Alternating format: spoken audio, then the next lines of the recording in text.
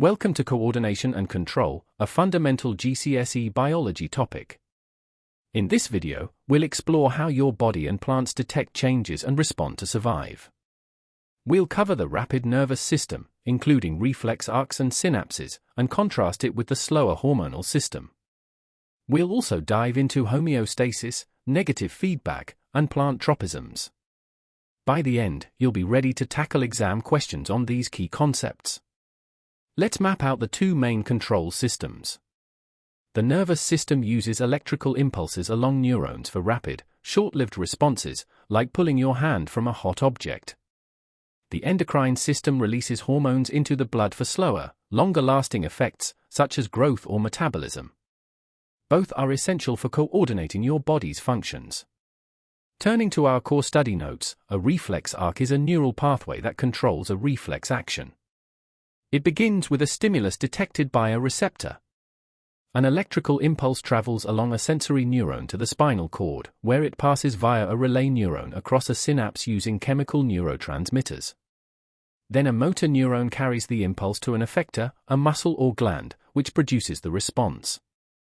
This whole process happens without involving the brain, making it incredibly fast.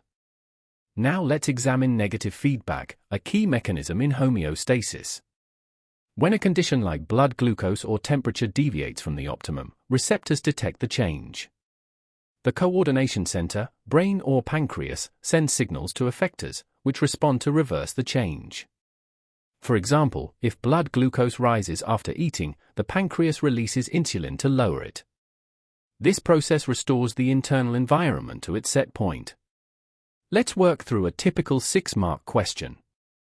The stimulus is heat detected by receptors in the skin. An impulse travels along a sensory neuron to the spinal cord.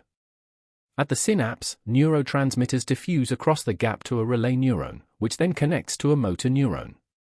The motor neuron carries the impulse to a muscle effector, which contracts to pull the hand away. Remember to mention the synapse and the role of neurotransmitters for full marks. Watch out for these common pitfalls. First, don't mix up receptor and effector. Receptors detect stimuli, effectors bring about responses. Second, when explaining negative feedback, always say the response reverses the change, not just returns to normal. Finally, for phototropism, remember auxin accumulates on the shaded side of the shoot, causing cells to elongate and the shoot to bend towards light. Examiners love these details. To wrap up, memorize the reflex arc sequence and the role of synapses. Understand that homeostasis uses negative feedback to reverse changes.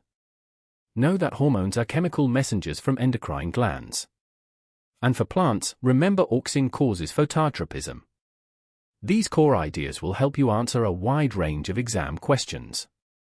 Keep practicing and you'll master coordination and control.